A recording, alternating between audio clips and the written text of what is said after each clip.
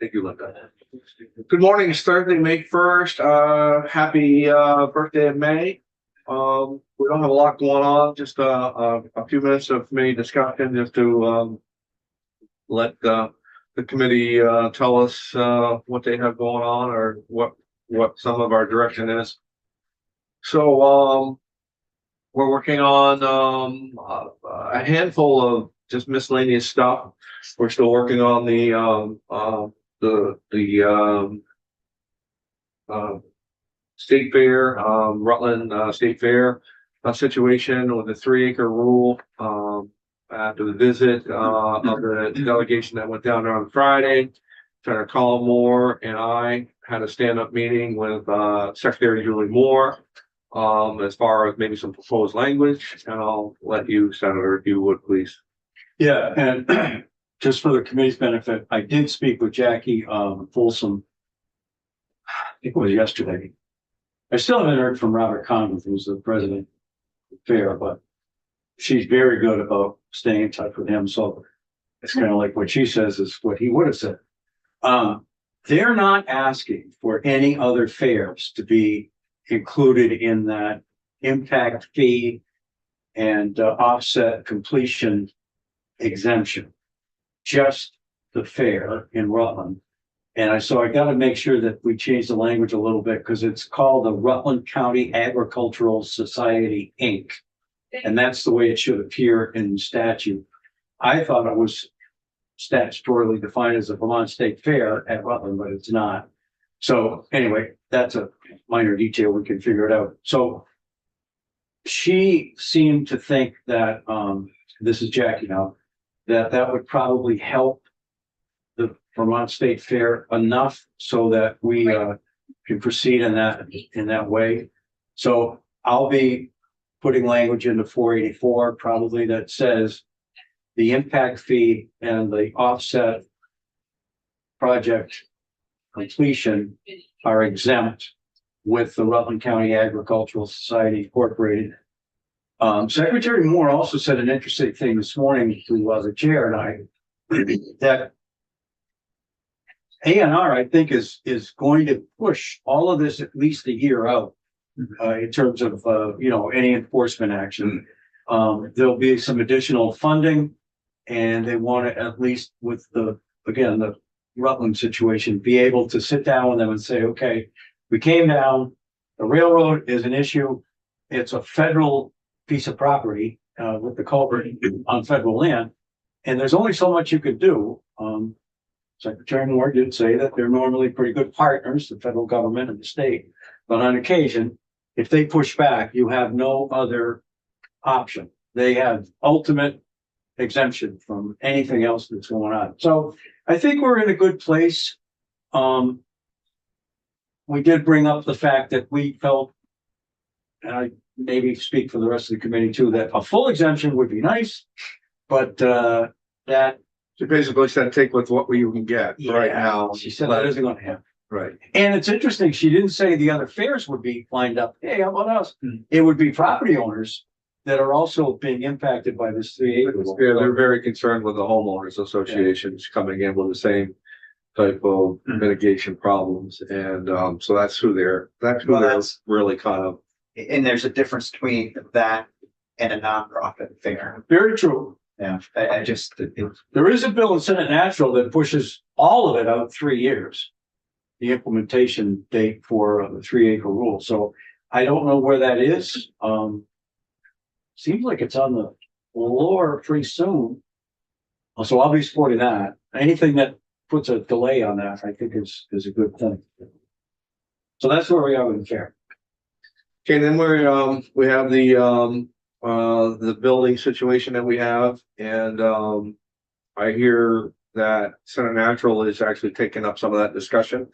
I think that they're probably getting some emails at this point in time. Which is good. I mean, before it was a hard no, and now at the least they're looking and they may be able to change their tune a little bit on it. So that'll help us a great deal. I mean, we've been trying to get something done. I think everybody wants it, and knock on wood, we'll be able to get something out that everybody's happy. I think it just gets down to reasonableness. As Yes. far as where it's at. I know it's unbelievable that we even think that we're government and we want to try to do something reasonable. Right. Yeah. But I do believe that if we could, get something like that, I mean, we're not talking about a huge carve out. No. We're talking about just being reasonable as far as where it's at, but And to that point, I know, the point is, looking at noise, looking at parking, look at all those external things. Where it is in actuality in the middle of their farm, it just, everything is taken care of. So there's no impact. Mm. And and so you're feeding their product. yeah, To me, Yeah. it's almost like, so if the building was something other than what they say that it is the new Grange of the 21st century. Yeah. It's where community comes together. We're gonna get there. It's almost, I don't really want to really go off on this, but it's almost like going to church. Yeah. I think that there's a lot of people that go to church, not so much as for, yes, they believe, but it's the feeling that they get when they leave. I know I'm one of those categories. Yeah. I always go and I always feel, and when I come out of there, I feel better. And I feel, after being with people. And so, so if the building isn't what it is, what's the hurt? What's the big deal? Didn't they have a great time? Wasn't it nice?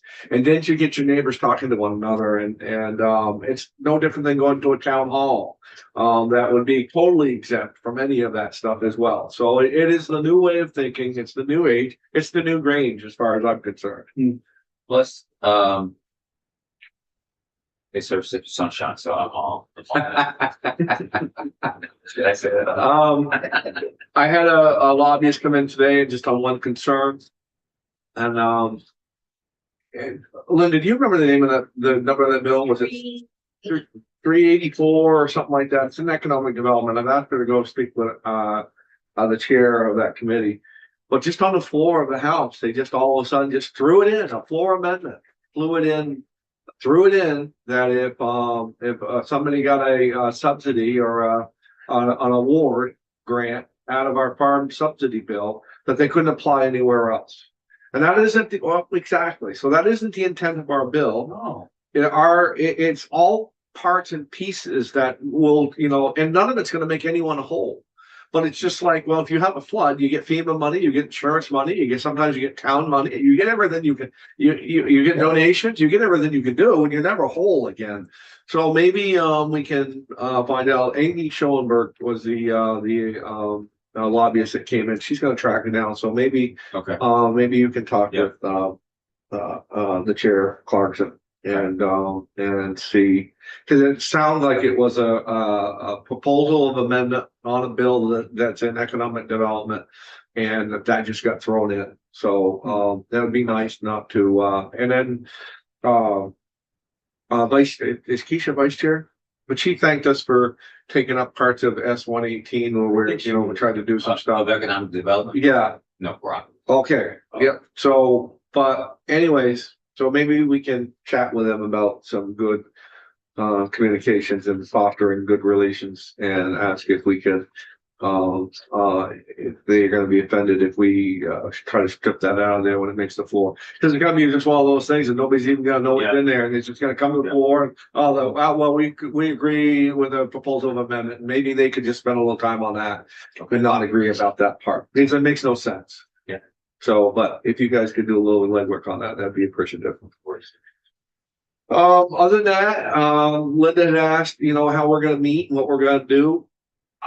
As long as you folks feel that we're making progress on what we're trying to do, we'll keep on meeting. May 16th, this is a drop dead date, but it's not drop dead. It's whatever you folks feel that we can do and we can move forward. I'd love to get some language on something. Whether yours comes in the natural resources, maybe they want to handle it.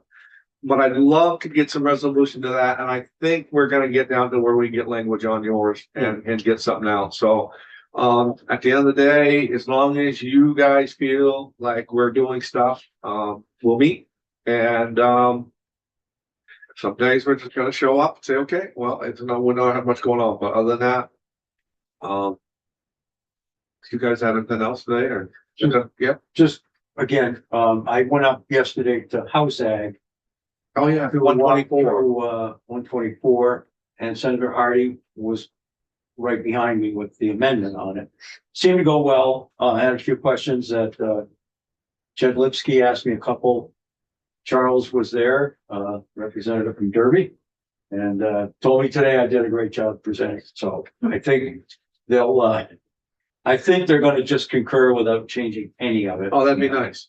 And, you know, I think I made the point, guys could do what you want, but you could have a new boss next year called the EPA, and, that's what could happen if we don't get this done. So, Yeah. And I think that, Secretary Moore, I'd heard. she was right behind us. I didn't say I that. heard, in conversation that she basically said, change what you want, but it isn't gonna fly. Yeah. So, which leads me to believe that, I kind of said before we, got live that maybe, if you guys want, I've had the H-167 up there for a reason.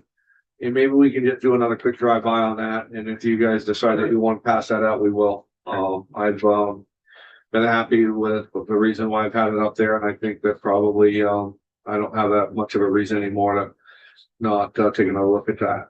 So are you guys good with that? Yep. Linda, if we could maybe just get one more drive by on that with Michael O'Grady. Early next week. Yeah, that'd be fine.